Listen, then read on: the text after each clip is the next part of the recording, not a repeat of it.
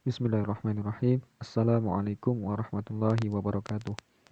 Baik, kembali lagi dengan saya Muhammad Yusuf Afandi. Pada kesempatan kali ini saya akan berbicara atau membahas tentang kesalahan berbahasa dalam bahasa Arab. Langsung saja kita masuk pada pengertian kesalahan berbahasa. Apa sih kesalahan berbahasa itu? Jadi kesalahan berbahasa itu adalah pemakaian bentuk tuturan yang meliputi kata, kalimat, paragraf, yang mana hal itu menyimpang dari suatu kaidah bahasa.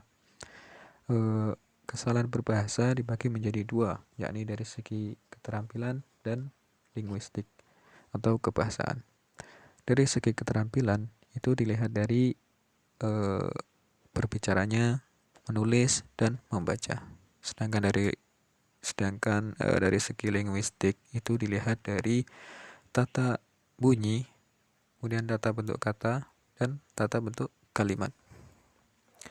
Jadi ketika kita menemukan suatu ungkapan yang mana itu tidak sesuai dengan kaidah bahasa, maka itu merupakan kesalahan berbahasa. Itu. Kemudian kita masuk pada prosedur analisis kesalahan berbahasa. Jadi menurut Korder terdapat langkah-langkah yang dapat ditempuh dalam menganalisis suatu kesalahan. Yang pertama, korpus bahasa diseleksi. Untuk arti korpus itu sendiri yakni kumpulan teks yang menemukan penggunaan bahasa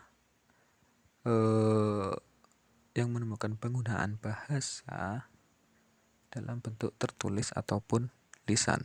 Nah, hal itu diseleksi untuk menetapkan luas sampel, menentukan media data, entah itu lisan ataupun tulisan. Kemudian untuk menentukan kehomogenan sampel atau yang berkaitan dengan usia pembelajar, latar belakang bahasa pertamanya, tahap perkembangan bahasa, dan sebagainya. Kemudian langkah yang kedua yakni mengidentifikasi kesalahan. Nah, pada langkah ini itu memilah atau mencari kesalahan yang dibuat oleh si pembelajar dengan melihat konteks dalam suatu wacana. Kemudian langkah yang ketiga yakni mengklasifikasi kesalahan. Setelah menentukan kesalahan, langkah selanjutnya yakni mengklasifikasi kesalahan tersebut termasuk pada bidang apa, entah itu fonologi, morfologi, sintaksis, ataupun semantik. Bidang fonologi, itu berkaitan dengan tata bunyi bahasa. Kemudian morfologi berkaitan dengan pembentukan kata. Kemudian sintaksis berkaitan dengan susunan bahasa atau tata bahasa. Kemudian semantik berkaitan dengan makna suatu bahasa. Kemudian langkah yang terakhir yakni mengevaluasi kesalahan.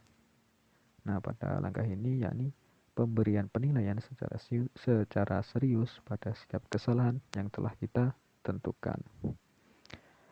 Kemudian kita masuk pada penyebab kesalahan berbahasa.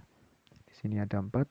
Yang pertama, terpengaruh bahasa yang lebih dulu dikuasainya. Contoh, terdapat ungkapan bahasa Arab seperti ini. Qara'a Ahmad al-kitabah.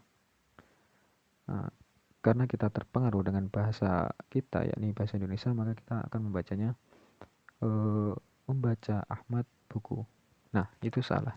Jadi seharusnya dalam bahasa Arab itu membacanya fa'ilnya terlebih dahulu atau si pelakunya. Jadi Ahmad, kemudian fi'ilnya qara'a, membaca. Jadi Ahmad membaca buku.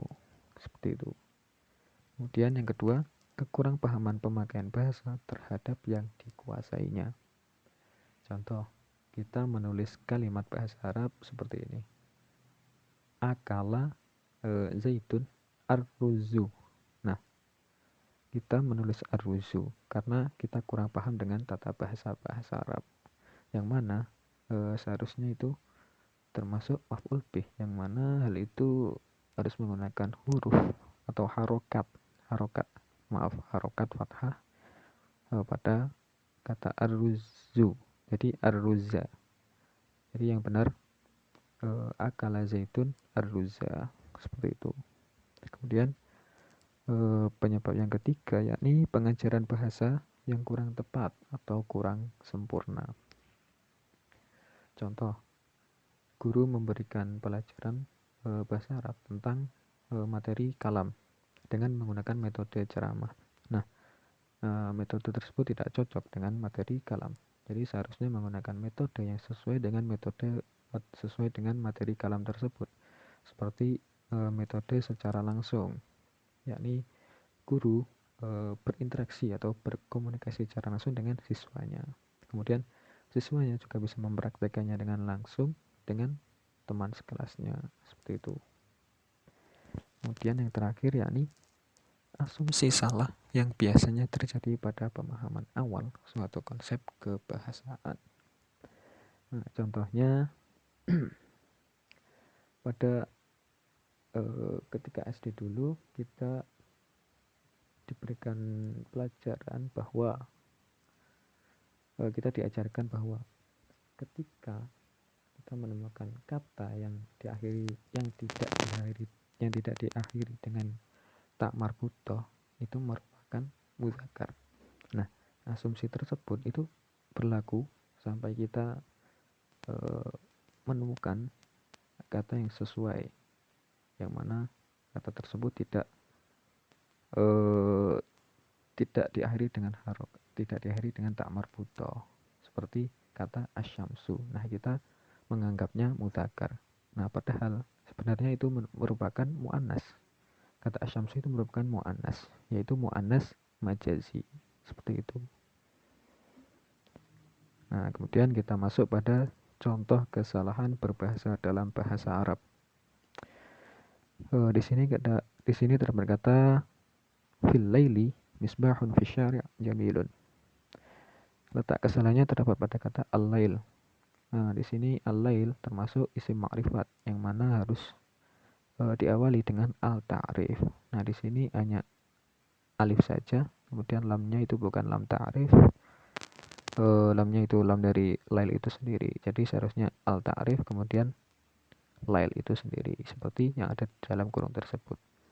Fil laili misbahun fi syari' jamilun. Pada malam hari lampu di jalan itu bagus. Kemudian contoh yang kedua, aqulu tunnan ladzidan ma'a ailati. Nah, kesalahannya terdapat pada kata aqulu.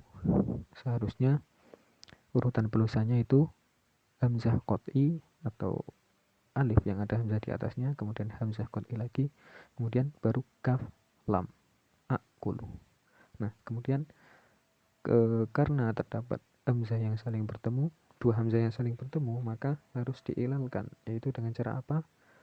Yaitu dengan cara mengubah hamzah yang kedua menjadi huruf ilat yang sesuai dengan harokat sebelumnya, yaitu fathah. Jadi huruf ilat yang sesuai dengan fathah yaitu alif. Jadi tulisannya aqulu seperti yang ada di dalam kurung tersebut.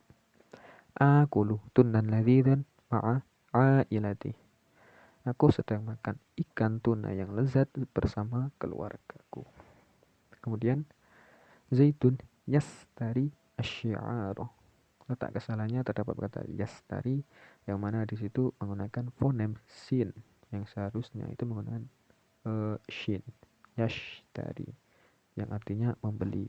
Nah, tulisannya seperti dalam kurung tersebut. Zaitun yashtari asyi'aro. Zaitun sedang membeli pakaian dalam. Dan contoh yang terakhir, man kathura kalamuhu kathura kidbuhu. Kesalahannya terdapat pada kata kalamuhu yang seharusnya itu ditulis dengan menambahkan huruf alif setelah huruf lam. Jadi kalamuhu seperti yang ada di dalam kurung tersebut, yang artinya bicaranya. Man kathura kalamuhu kathura kidbuhu. Barang siapa yang banyak bicaranya, maka banyak bohongnya. Seperti itu. Sekian penjelasan dari saya. Kurang lebihnya saya mohon maaf. Semoga bermanfaat. Wassalamualaikum warahmatullahi wabarakatuh.